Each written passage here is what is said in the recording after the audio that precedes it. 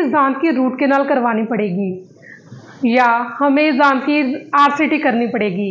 ये लाइन लगभग सभी ने डेंटिस्ट से ज़रूर सुनी होगी। आखिर क्या होता है ये आरसीटी, क्या होता है ये रूट कैनाल ट्रीटमेंट, और इसके बाद हम अपने दांतों की संभाल कैसे करें, ये सारे क्वेश्चंस हमारे माइंड में अक्सर घूमते रहते हैं। हे एवरीवन, मैं doctor Alka, dental diaries part 5 में मैं आपका स्वागत करती हूँ। आज का टॉपिक है what is root canal and how can we take care of our RC treated tooth. आइए समझने की कोशिश करते हैं।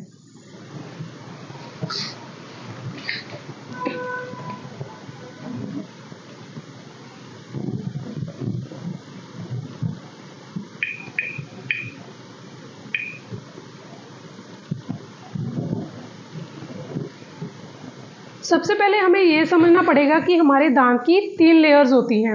मैं आपको एक्सरे में समझाने की कोशिश करती हूँ। इधर ले आओ। ये सबसे पहले जो वाइट कलर की है, ये हमारे दांत की जो वाइट कलर की लेयर आपको नज़र आ रही है, इस दांत में भी है, इसमें भी है, इसको बोलते हैं इनेमल। जो सेकंड लेयर है ये इसको बोलते हैं डेंटिन। अब जो थर्ड लेयर है that is known as pulp. इसमें ये हमारे दांत की नसें होती है बेसिकली, ये रूट्स में जा रही होती हैं, जैसे ये जा रही है रूट में जा रही है, ये भी रूट में जा रही है। तो जब तक कैविटी हमारी फर्स्ट या हाफ सेकंड के हाफ तक रहती है, तब तक हम अपने दांत की फिलिंग करवा के इसको रिस्टोर कर सकते हैं। इस जब तक कैविटी हमारे सेकंड के हाफ में होती है, तब तक हमें हो सकता है कि कोई ज़्यादा पेन ना हो, कोई ज़्यादा परेशानी ना हो, माइल्ड सेंसिटिविटी के सिम्टम्स हो सकते हैं। तो हाँ, तब तक हमारा डेंटिस्ट इसको रिस्टोर करके आपकी इसको फिलिंग करके रिस्टोर कर सकता है। बट जब हमारी कैविटी इससे एक्सटेंड हो जाती है, हमारी नसों तक इन्फेक्शन पहुंचती है, तो हमें एकदम से पेन शुरू हो सकता है, हमारी रात को सोने से एकदम दर्द बढ़ सकता है, या गर्म चीज़ लेने से एकदम दर्द बढ़ जाता है, शार्प शूटिंग पेन होता है, फिर से वो धीमे धीमे ठीक हो जाता है। तो इसका मतलब है कि हमारी जो इन्फेक्शन है वो नसों तक पहुंच गई है। इस कंडीशन पे डॉक्टर हमें समझाते हैं कि भी हम रूट कैनाल का ट्रीटमेंट करना पड़ेगा। आरसीटी की फुल फॉर्म होती है रूट कैनाल ट्रीटमेंट। अब ये रूट कैनाल में होता क्या है? रूट कैनाल में क्या होता है कि अगर हम अपने नसों की जो इन्फेक्शन होती है उसको क्लियर करके हमने नसों को भर देना है। आइए मैं समझाती हूँ ये भी। तो अभी ये नसें हैं इस दांत की, 1 2 3 4 नसें हैं इस दांत की।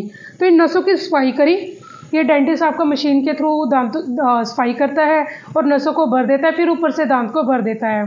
तो इस प्रोसीजर को बोलते हैं रूट कैनाल ट्रीटमेंट। ये सिंगल सिटिंग में भी होता है, इसमें मल्टीपल विजिट्स भी लग सकती हैं। ये डिसाइड आपका डेंटिस्ट ही कर सकते हैं कि आपको सिंगल सिटिंग में करनी चाहिए या 2 या 3 सिटिंग्स में होएगा ये आपका ट्रीटमेंट। अब क्वेश्चन आता है कि अब इसकी संभाल कैसे करें। अब रूट कैनाल तो करवा ली, पर क्या उसके बाद भी कोई परेशानी आ सकती है?